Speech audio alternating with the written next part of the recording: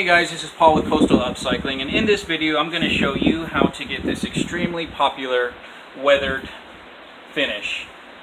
By the end of this video, you will know the secrets to getting a professional finish that is truly unique and one of a kind because you did it. You get more requests on this finish from clients requesting custom work coast to coast. Okay guys, so we're going to get started on this dresser. We started off with a base of a gray paint. You can use any paint that you're comfortable with. General Finishes makes a really nice looking gray. Sherwin-Williams obviously makes excellent paints, or even some other chalky paints that you might want to try, like Annie Sloan or something like that. You basically want just a nice even coat and finish on your dresser. So we'll go ahead and get started here. We will open up our antiquing wax. This stuff, little goes a long way. So if you have a little dish that you want to use, I just use the lid. And you're going to want a rag, a somewhat clean rag, and you're going to want to take off most of this. This is going to be kind of a dry brush technique. So if you can see that, we don't have very much wax on there. So we go right to the piece and we're just going to start putting it on. Don't worry about being perfect because, weathering and distressing isn't perfect. It's going to happen naturally. So you want to try to recreate that.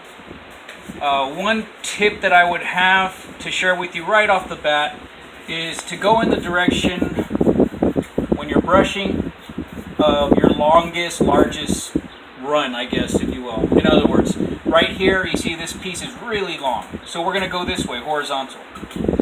When we get to this piece, it's shorter. So we're going to go vertical. We don't want to go this way with it because it's just not going to look right. You can see on this piece, there is a nice little groove that goes all the way around, really pretty. Well, if you think about your piece, how it's going to get weathered over the years and generations, you're going to get more dirt in that crack. So fill it up with your wax to give you that look. Okay, we'll load up a little bit more wax, dry most of it off, and go back with it. Making sure to hit all the corners.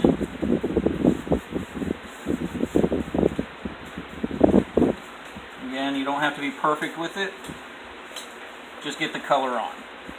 Now, where I'm at here in Texas, it is very, very hot. So this stuff is going to be drying on me pretty quickly. So I work in small areas at a time. Have another clean rag. And we'll just start wiping off some of the excess. Don't worry if you wipe off too much. You've got your brush, you can go back and add more if you need to. But again, I want you to think about how the weathering process is going to happen. It's not going to be really perfect right here, really perfect right here, and then have a little darkness there. Think of somebody spilled something and it kind of ran down the dresser. It's all going to get right here accumulated in the corner, right? And then when you go to wipe it up, you're not really going to be able to get in that corner. So then you have this left behind. And that's really what we want. So get those corners nice and dark. Come back and wipe it up. If you'd like, you can use baby wipes. That will take off most of the coloring and leave just the corners nice and dark. And that'll give you a completely different look. A really cool look that I like also. Just keep moving along with this process until your piece is got coverage everywhere. Don't worry about it. You think it's looking too dark or anything like that. We're going to fix that later. All these little dark spots we're going to hit and highlight with our Limewash. So just get your stuff on there.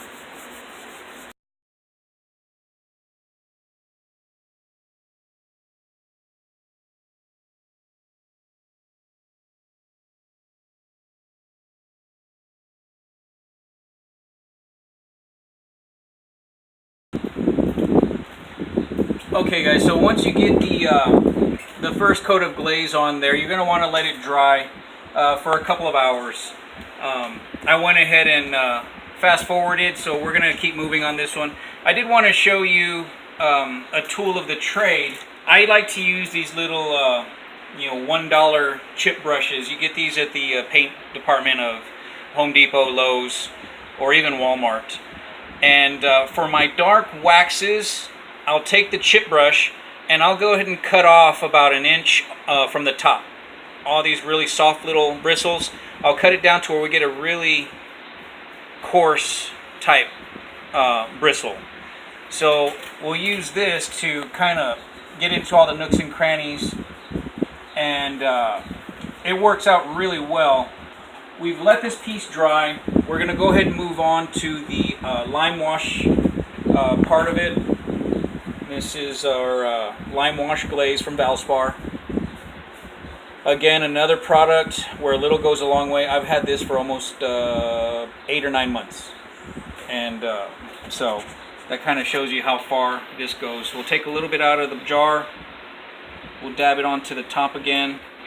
We'll have a clean rag that we're going to use for wiping off the excess. Okay, and this one is a full chip brush. It's got all the nice soft bristles up top, so we're going to use that to get a wispy look. And yes, I said wispy. Really light, guys, really light on top. We're just highlighting what we just went over with our dark antiquing wax. Again, go in the direction of your longest run here. When you come down here, go vertical. Same thing, you're going to get some buildup in the corners, That's going to look really nice and natural. And then blend. Just kind of feather and blend. We'll get some more, and then we'll wipe it off. See, that's a little bit too much, but you don't have to worry about making mistakes because there are no mistakes, especially not in distressing. What we're going for is kind of like a salty look. You know, something that you would see when you're walking on the beach. Some driftwood washes up. It's got that really awesome gray patina. Really cool weathered look, and of course you've got the sea salts all over it. That's what we're going to recreate here. Okay, just a little bit more and then we're done. Add as much or as little as you'd like, you know, just, you can't go wrong with it. And what I always tell my custom clients is that when you're done, or when I'm done doing it for them, this is truly a one-of-a-kind piece. Nobody else in the world will ever have this piece. This is going to be yours forever. You can pass it down for generations, or you can get tired of it and redo it again next year, and that's cool too. So that's it. So if you found this video useful, share it with your friends, hit the thumbs up button, and subscribe to our channel. Hit that little bell on the side and you'll get notifications as to when we upload new videos. Leave your comments below.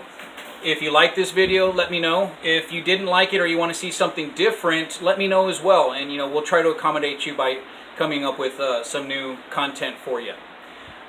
Be sure to follow us on Instagram and Facebook at Coastal Upcycling. And thanks for watching.